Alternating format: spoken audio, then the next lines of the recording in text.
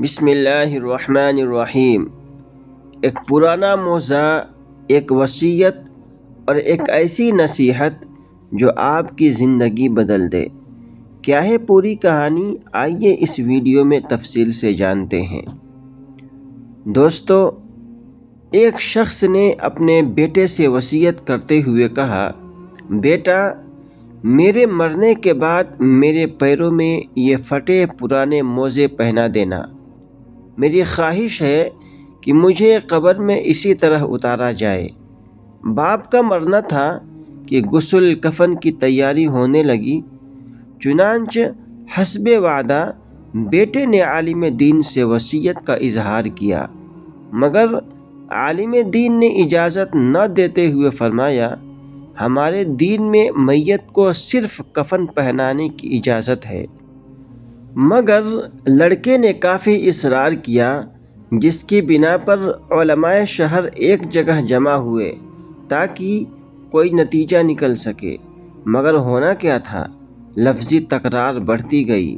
اسی دوران ایک شخص مجلس میں آیا اور بیٹے کو باپ کا خط تھما دیا، جس میں باپ کی وصیت یوں تحریر تھی، میرے پیارے بیٹے، دیکھ رہے ہو، کثیر مال و دولت، جاہ و حشم، باغات، گاڑی، کارخانہ اور تمام امکانات ہونے کے باوجود اس بات کی بھی اجازت نہیں کہ میں ایک بوسیدہ موزہ اپنے ساتھ لے جا سکوں۔